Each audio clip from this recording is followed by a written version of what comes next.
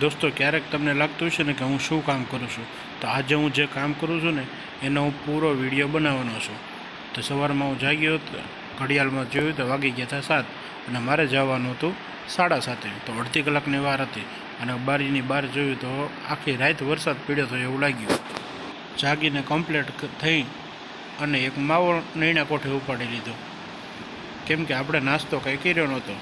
કેમ કે અમારું દૂધ આવે છે સવારે 8:30 અને મારે જવાનું હતું વહેલા, અને રાતે દૂધની કોથળી લાવીને મૂકી હતી, એ બગડી ગઈ. હવે આ રહી આપણી બાબા ગાડી, આમાં મારા પપ્પા મને મૂકી જશે. તો દોસ્તો હવે આપણા હાથમાં આવી ગઈ છે અર્ટિગા.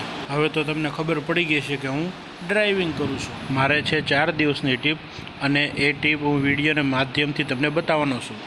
મારે પેસેન્જરને લેવાના હતા નિકોલ બંધારાથી, પણ વરસાદના કારણે બધાય રસ્તા લોક થઈ ગયા છે. તો હું 8 વાગ્યાનો વાઘનગર રોડે બેઠો હતો અને અત્યારે થઈ ગઈ છે 9:23, પણ કાંઈ રોડ પર પાણી ઉતરતું નથી. તો હું સાઈડમાં ગાડી લગાડીને બેઠો છું. પાણી ઉતરે કે ન ઉતરે, अपने का तो बस मावा खाना है.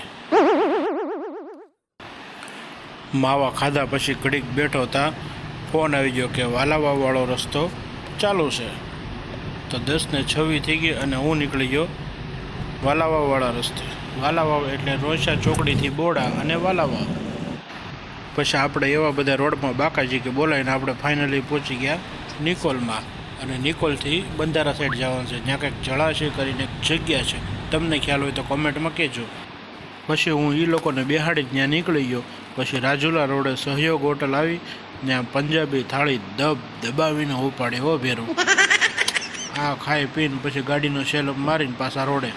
એમાંય વરસાદ કે મારું કામ. અમે નિકોલથી નીકળ્યા ત્યારનો મારો બેટો બંધ જ નથી થતો, એકલો દબાવે. પછી અમે ઉના પાસે પૂગ્યા તો પાર્ટી કે દીવ જવું છે, પછી દીવ જવા દીધી.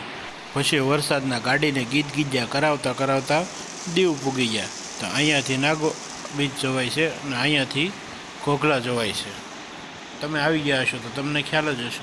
અને તમે આવ્યા હોય તો દીવ ફરવા આવ્યા હતા કે પછી મોજલી કરવા આવ્યા હતા, મને કહી દેજો કે મને ખબર પડે કે મારી જેવો હરખ પદુડો કોણ છે.